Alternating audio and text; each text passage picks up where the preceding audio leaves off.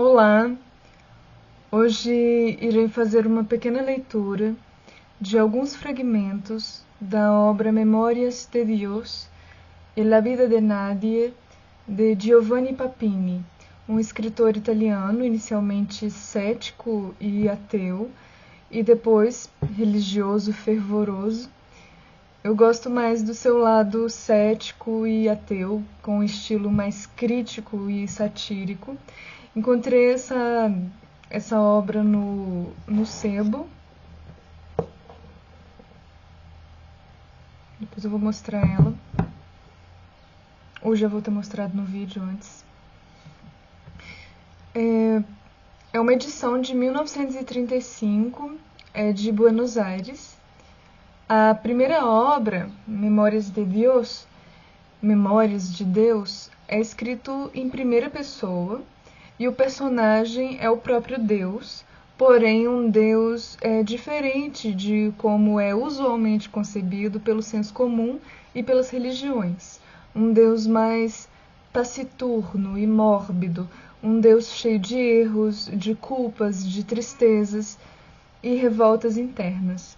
Um Deus solitário e perdido, um Deus depressivo, quase a querer voltar ao nada. Para esse Deus, ninguém nunca o conheceu. Ele detesta aqueles que dizem conhecê-lo, ser próximos a ele e conversarem com ele. Sim, ele detesta esse tipo de pessoa. Então, irei ler alguns fragmentos do texto. Eu não vou abrir o livro aqui para ler, porque está em espanhol e eu já traduzi direto e eu vou ler ele direto. Primeiro, o Memórias de Deus.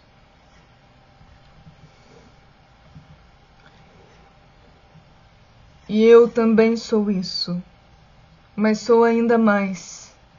Há coisas que você não tem, mas que você nem percebe que está faltando, que você nem sonha e que, portanto, não pode desejar. Eu também sou aquelas coisas que são mais, muito mais do que você pode imaginar e desejar. Há uma parte humana em mim, assim como há uma parte divina em você. Você ficará surpreso se em Deus você celebrar o homem, ou se ele às vezes lhe parecer sua sombra ampliada no fundo majestoso do céu. Quer eu tenha feito você, quer você tenha me feito, quer eu seja seu criador ou sua criatura, somos em certo sentido irmãos. Se não houvesse alguma obra de humano em mim, como existiria uma centelha do fogo de Deus em seu espírito? Desejo de abrir os braços e quebrar as paredes que escondem o riso do céu. O que dizem os trêmulos triângulos das constelações, senão o que direi em nomes e verbos terrestres? E as folhas venenosas das árvores, as pétalas célebres das flores, as manchas dos tigres e as cobras, as estrias sinceras dos seixos, os perfis afiados e suaves das montanhas, não são tantas sílabas das palavras que você usa e não sabe como completar? E os clarões murmurantes sobre os céus sobrecarregados e o rugido do vento nos picos solitários, e as emanações incandescentes e veementes dos vulcões e o rugido dos terremotos não fossem sinais, apelos, avisos, pontos quase exclamativos e interrogativos da minha opinião não ouvida? Mas eu te juro que nem ao meu lado eu tenho aquela felicidade completa pela qual você ansiava desde que cessaram os seus primeiros nascimentos. Conheço também as longas melancolias, as teimosas tristezas e os invencíveis desesperos. Eu também pequei, e meus pecados foram, conforme convinham, maiores que os seus, e as punições foram mais severas. Eu também sou culpado com você, e confesso diante de você para me punir e me justificar. Espere até o fim. Vou pedir seu perdão. Os papéis serão alterados. Vocês serão meus juízes e eu lhes pedirei um pouquinho desse amor impossível que, pelo contrário, devo a vocês. E vou te pedir mais do que perdão. Finalmente vou pedir-lhe uma graça singular, uma graça tal que você não acreditará nos seus olhos ou na sua mente. Espere até o fim. Ainda não comecei a lhe dizer o que importa. Minha primeira dor é nunca ter nascido. Não tive começo nem origem. Não surjo de nada. Não devo minha vida a ninguém e a ninguém posso dar o nome querido de pai, o nome doce de mãe. Não conheço antepassados, não tenho irmãos, não tenho irmãs. Não existem seres semelhantes a mim, iguais a mim, que possam ser meus amigos e companheiros. Estou desapegado de qualquer relação com o passado. Para mim não existe um princípio, tradição, família, raça, e por isso não pude sentir gratidão nem amor por quem me deu a vida, por quem me acolheu, por aquele que me amou ou foi meu companheiro na triste eternidade. E fui eu quem dei a vida a todos, e fui eu quem criou o amor. Eu sou tudo. Nada pode estar além de mim, nada pode ser independente da minha existência e do meu pensamento. E justamente por isso estou sozinho, eternamente, infinitamente, irremediavelmente sozinho. Mais solitário que os satélites brancos e opacos nos céus, mais solitário que uma alma muito alta e desesperada, mais solitário que todas as pessoas solitárias da terra. Mas, se pequei, tive o meu castigo. Há algo mais difícil do que ter que contemplar sempre tudo o que foi criado e conhecer um por um, sem descanso, as tristezas mais escondidas, as perversidades mais angustiantes, as misérias mais vergonhosas. Se o mal foi grande, o castigo não é menos grande e não acaba. A perfeição é a véspera do fim. Quando a perfeição é alcançada, talvez o momento que se aproxima é do fim de uma vida, já que não há nada mais a ser alcançado e desenvolvido, pois já se alcançou a perfeição. Vou continuar. Criei mundos onde tudo era fogo, misturado, que oferecia uma variedade muito mais rica que a sua. Eu criei, mas tão diversamente combinados, terras 1000 vezes maiores que o seu sol, habitados por seres que seriam invisíveis aos seus olhos e que são quase deuses comparados a você. Imaginei e compus universos onde tudo era escuridão e silêncio, onde a vida era subterrânea e só era possível num elemento que você não conhece. Fiz pequenos mundos felizes e leves, onde nunca era noite, e onde o movimento era voo e a existência uma vibração.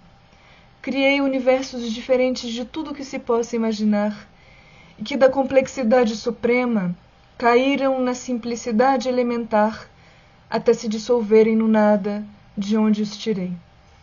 E joguei inúmeros outros mundos nas formas eternas do espaço e do tempo, mas não posso nem te dar a sombra de uma ideia deles, pois falta à tua linguagem as palavras capazes de sugeri-los.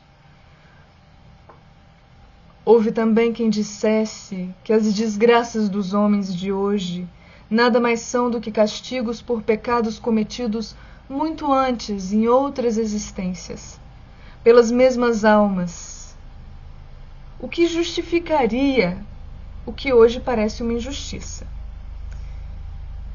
Mas como eles pecaram da primeira vez? Que pecados eles cometeram antes de começarem a existir?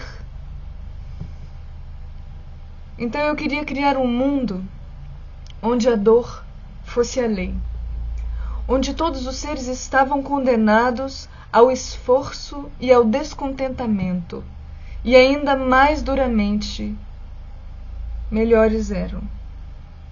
Queria ver como esses seres dolorosos saberiam como se libertar da dor.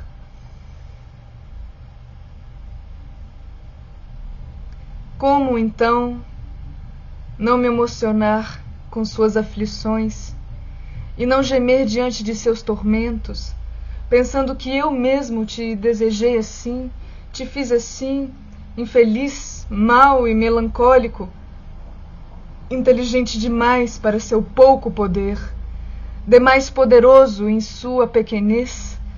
O homem é uma contradição, um sonho absurdo, um paradoxo vivo, um abismo de doença e de sublimidade, um monstro caprichoso onde o divino e o bestial guerreiam sem nunca se derrotarem. E eu sou o sonhador desse sonho, o pensador desse paradoxo, o escavador desse abismo e o pai desse monstro. Os bem-aventurados no céu estão todos unidos e confusos numa existência sem mutações, sem choques, sem tremores, onde o prazer contínuo não se percebe e não permite a voluptuosidade. Não há sombra e, portanto, nenhuma luz é vista. Não há esforço e, consequentemente, não há vitória. Não há dor e, consequentemente, não há alegria. Tudo para você nasce e se torna visível através do contraste. E a morte não pode mudar completamente a construção da sua alma. Se tudo na terra desaparecesse, para os bem-aventurados, eles nem perceberiam que estavam no céu. Não estou habituado, como você, a agir apenas por um resultado e a dar apenas a quem me dá. Posso e quero agir de graça, sem tributo, de graça. Se eu quisesse perdoar-te e resgatar-te de um pecado original, tê-lo-ia feito por mim mesmo, espontaneamente, sem orações nem holocaustos, e não me teria enviado à terra para suportar paixões para pagar pelos pratos partidos da fraqueza de Adão. Eu não sou, sei disso, um Deus utilitário. Mas mais do que eles, e mais do que todos os outros, amo aqueles que me procuram e não me encontram. Amo quem não acredita em mim, mas gostaria de acreditar. Amo quem não sabe me reconhecer e espionar minha presença em todos os lugares. Não sabem me reconhecer, mas espionam minha presença ou tentam espionar em todos os lugares. Para aqueles que não me acolhem em seus corações, mas que não sabem viver sem mim. Eles não me descrevem, não me imploram, não me plagiam, e parecem mais distantes de mim do que qualquer outra pessoa. Mas mesmo assim eles esperam por mim. Estão mais próximos de mim do que os devotos petulantes e me amam, eu lhes digo, sem esperar nada de mim, como um amor mais puro que o de todos vocês. Eles são os únicos que têm força para amar o que não existe para eles. E são os únicos que são dignos de mim.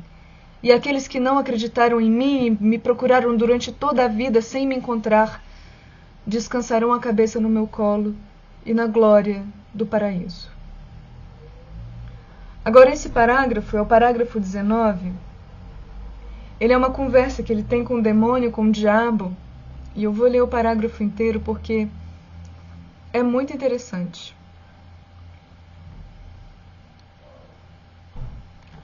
Sobre certas coisas, só posso falar com o diabo.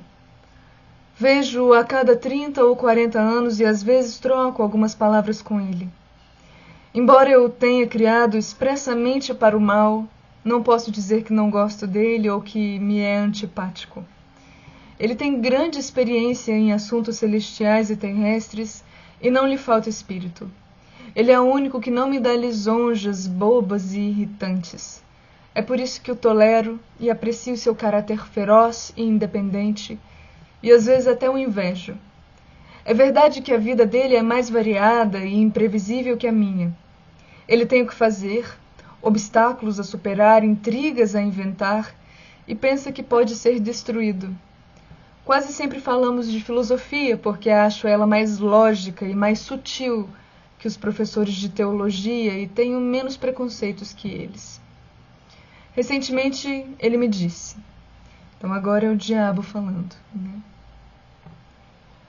Você nunca pensou, Senhor, se esta sabedoria da qual você se orgulha é tão firme, válida e segura quanto suas criaturas querem e como você mesmo acredita?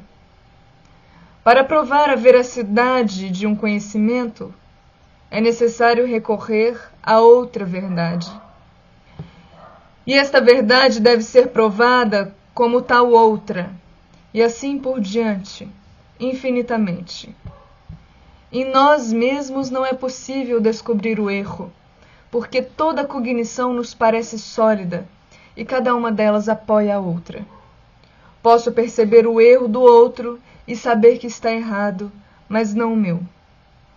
Mal percebo que estou errado, não estou mais errado em todos os momentos. O edifício do meu pensamento é coerente, sólido, perfeito. Sem outros, não há consciência do erro. E você, Senhor, é aquele para quem os outros não existem. Não há ninguém que possa controlar o seu pensamento e cada verdade sua parece verdadeira para você porque você a confronta com outras verdades. Mas todas essas verdades, por outras regras, são suas verdades. Verdades que você não tem escolha a não ser considerar tais coisas e cuja falsidade você não pode perceber, mesmo que fossem apenas verdades na aparência, porque no mundo não há outra do que você. E ninguém pode julgá-lo, nem você pode verificar suas crenças com crenças que são efetivamente estrangeiras. Ou seja, gente, aqui o diabo está falando que para você saber se uma verdade é realmente verdadeira, você tem que confrontar essa verdade com muitas outras verdades. Ou seja, pesquisar a fundo essa verdade. E para isso você precisa confrontar a sua verdade com a verdade das outras pessoas. E como Deus vai confrontar essa verdade se é Ele com Ele mesmo apenas, né? Pense nisso, Senhor. Você sabe que gosto de semear dúvidas e confusões e gostaria muito que Deus se tornasse tão cético quanto eu. Foi assim que o diabo falou comigo. Agora Deus falando, né? Deus volta a falar em primeira pessoa aqui. Foi assim que o diabo falou comigo e não o vi mais. Mas não consegui esquecer suas palavras e expor sua trama. Esse canalha não está totalmente errado. Eu sei que os homens erram, mas sei disso porque não sou homem e porque sou mais do que eles. Mas quem pode saber com certeza que nunca caio no erro, que possuo inteiramente a verdade? Seria necessário outro além de mim, e fora de mim não há ninguém. Seria necessário alguém maior do que eu, e não há ninguém que me supere. Quem poderia me superar? Talvez outro Deus? Um Deus mais perfeito e divino que eu? E é possível e concebível? Mas por que não? Os malditos te fazem pensar. O maldito te faz pensar. Demônio, né? O diabo. com os mesmos argumentos que levam os homens a acreditarem em mim, eu poderia acreditar em outro Deus. Sou perfeito, mas estou cheio de dores e desejos. Isso não me impede de pensar em um ser mais perfeito que eu, completamente feliz e sem nenhum desejo. E se pensar bem, poderia ser. E todas as minhas inquietações podem ser o instinto inconsciente de conhecer aquele de quem dependo e de me reunir com ele e fundir-me com ele. Sou então um dos deuses do mundo? Talvez um deus de segunda ordem, um vice-deus? O que prova minha convicção de ser o único e supremo? Não poderia ter sido inspirado por alguém que pode fazer mais do que eu? Não seria uma ilusão tenaz do meu orgulho? O engano de um inimigo desconhecido? Acho que sei tudo. E se além disso houvesse algo mais, algo novo que fosse um mistério para mim, como eu sou um mistério para os homúnculos daqui, seria possível? E se de repente este se revelasse a mim, e se abrisse aos meus olhos em toda a sua tremenda majestade, e viesse pedir-me contas da missão que me confiou, de repente chegasse para me julgar e condenar, o que sou eu então, e onde estou, e qual é a verdade que não desperta? Então aqui, o Deus ele está numa crise existencial, se ele realmente é o criador de... Ele sabe que ele é o criador de tudo que ele conhece. Mas será que há algum criador acima dele, que criou ele? Ele tem essa crise existencial, né? Eu não criei vocês, mas vocês me criaram. Aqui vai chegar um pouco do ceticismo e do ateísmo do Giovanni Panini. É Papini, esqueci. Panini. Eu não criei vocês, mas vocês me criaram. Vocês não são minhas criaturas, mas meus criadores. Não sou pai, mas filho, para suportar a vida, para assustar os maus, para confortar o espírito, para ter um ideal supremo para se aproximar. Vocês criaram em suas mentes a ideia de Deus, e outros acreditaram com fé perfeita que esse Deus realmente existia, e vocês acreditaram com uma fé tão eficaz, com uma vontade de acreditar tão autoritária, que eu não nasci como uma das suas necessidades e desejos de sua alma. De certa forma eu existo, mas não existo para eu mesmo, mas como dependência de vocês, assim como vocês me fizeram, e só vocês podem me mudar e me aniquilar. Então esses são fragmentos da obra do Memória de Deus. Depois ele fica bem depressivo quando ele fala que a humanidade criou a ideia de Deus, pode matar também a ideia de Deus, e ele pede que mate, como se a existência dele tivesse muito difícil para ele suportar, né? E depois vai vir a obra La vida de nadie, né? A vida de ninguém, a vida do nada, né? E tem duas partes que eu peguei aqui que eu achei interessantes.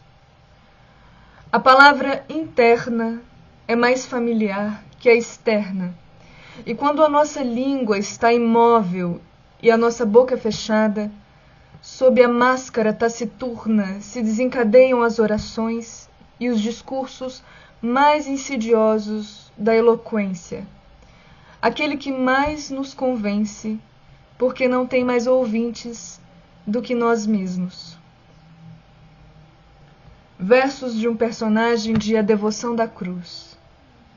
Você é, para minha vergonha, a voz da imaginação, retrato de ilusão, corpo de fantasia, fantasma na noite fria.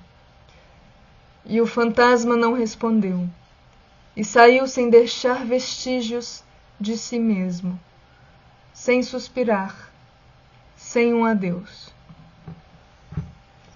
Conquanto um bom escritor nem sempre será uma boa pessoa, terá um bom caráter. Às vezes falamos, nossa, eu amo ele, pois ele escreveu tal livro que eu adoro. Você ama a obra ou o escritor? Por mais que a obra de Giovanni Papini seja aprazível, apreciável, há problemáticas machistas na obra A Vida de Ninguém, por exemplo, pois Papini destrata a mulher de diferentes formas. Primeiro, quando ele fala, então faço minha filha, pequena, ir embora imediatamente, mas depois de ter beijado seus lábios de cereja, e sacrifico essa digressão também a Salústio. Ou quando ele fala, o corpo de uma mulher é modelado para o estupro e a profanação. Se Papini quis fazer uma crítica do machismo da sociedade da época e de tempos passados, não deixou nítido, o que abre para críticas de machismo e violência verbal brutal da sua parte. Papini também discorre de como a mulher sofre por ser mãe e como ela vê o filho como algo que atrapalha sua vida de diversas maneiras, que o filho para ela desde a barriga é como parasita e que por isso a mãe não ama o filho e nem o filho deve amar a sua mãe. Pode haver casos assim? Certamente. Há de se generalizar? Obviamente não. O que é uma agressão brutal à figura da mulher e das mães. Esse foi um relato da obra de Papini e espero que tenham gostado.